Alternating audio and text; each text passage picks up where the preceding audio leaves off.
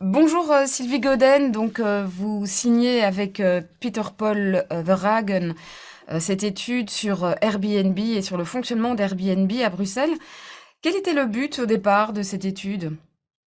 Le but au départ, c'était de voir un peu comment les logements fournis par Airbnb sont distribués à Bruxelles, donc quelle en est la fréquence et où ils se trouvent, ces logements. Et en deuxième lieu, on voulait voir aussi quel est l'impact de l'offre de Airbnb sur le marché de logement en termes de disponibilité des logements et de prix des logements. Donc ça, c'était le but de la recherche. Alors vous vous êtes concentré dans cette première partie, vous le dites, hein, sur la répartition des logements et aussi sur leur nature. Et il y a un chiffre qui est très frappant qui ressort, c'est que sur les 11 000 logements, plus ou moins, ou 11 500 logements qui sont proposés sur la plateforme Airbnb à Bruxelles, il ressort de votre recherche que la moitié sont en fait proposés par des professionnels. Oui, c'est ça. Donc, on a vu parmi nos données que presque la moitié, donc 45% des logements est loué par ce qu'on appelle les professionnels ou les investisseurs. Donc, un investisseur, il loue un logement pendant plus que 120 jours par an ou il en loue deux. Hein, et un professionnel loue trois unités, trois logements ou plus par an. Et donc, on a vu que presque la moitié des logements disponibles sur Airbnb à Bruxelles est loué par les professionnels et les investisseurs. Alors justement, avant d'en venir aux éléments qu'on peut tirer de ce chiffre, comment vous avez effectivement pu déterminer que certains étaient des professionnels de la location et que d'autres étaient en fait des propriétaires qui simplement mettaient en location ou enfin proposaient une chambre chez eux, par exemple? Oui, eh ben, Airbnb ne donne pas ces données.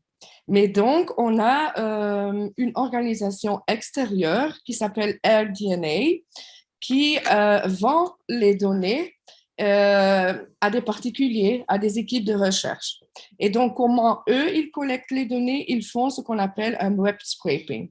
Donc, ils vont distiller de tous les sites web, le site web de Airbnb, les données sur les autres, le nombre d'unités qu'ils louent, la, le prix pour le logement et aussi où il se trouve. Bien évidemment, toutes ces données sont anonymes, donc on ne connaît ni le nom de l'autre et on ne connaît non plus son adresse exacte. C'est donc dans un radius de 150 mètres qu'on sait, OK, ce logement se trouve là. Et donc, on a acheté ces données et c'est comme ça qu'on a pu faire notre étude.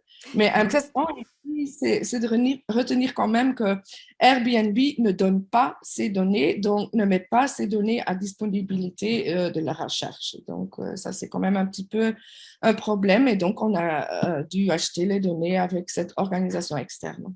c'est ça. Et la différence entre l'investisseur ou le professionnel et le propriétaire qui rentre, on va dire, dans la philosophie originelle de Airbnb, à savoir, je propose une chambre d'amis ou un espace que j'ai chez moi. Comment vous allez déterminer cette différence sur base de ces chiffres? Est-ce que c'est la durée de location? Est-ce que c'est le type de logement, le nombre de logements? Eh ben, en fait, c'est les deux. C'est la durée, mais c'est aussi surtout le nombre de logements qui est loué par hôte.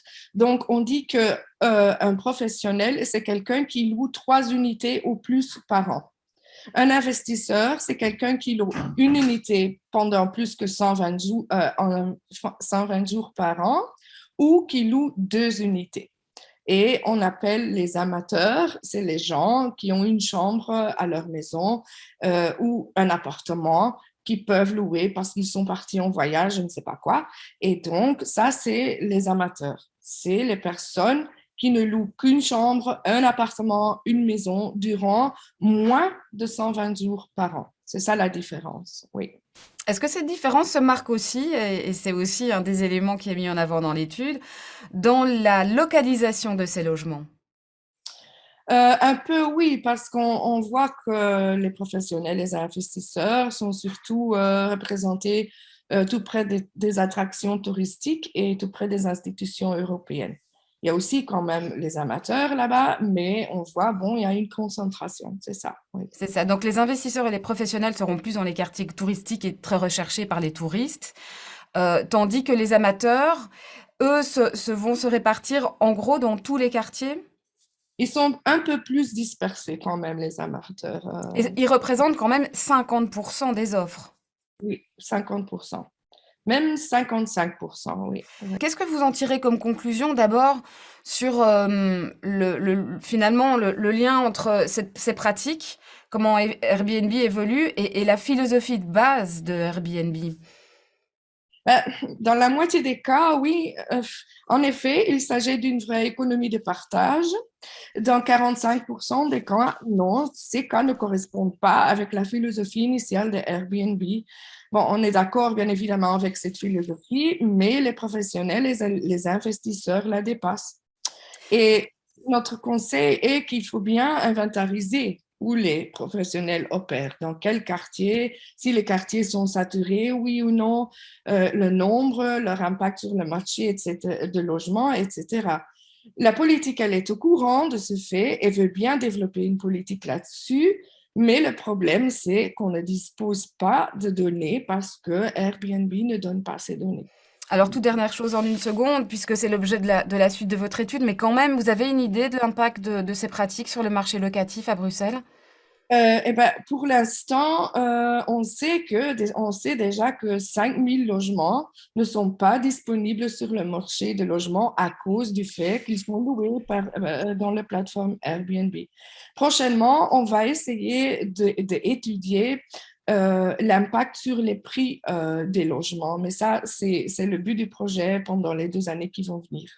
Merci Sylvie Goden. Je rappelle que vous êtes professeure de sociologie et démographie à la VUB et donc vous êtes co-autrice avec Peter Paul Verhagen de cette étude sur Airbnb à Bruxelles qui est disponible d'ailleurs sur le site de la VUB. Merci à vous et bonne journée.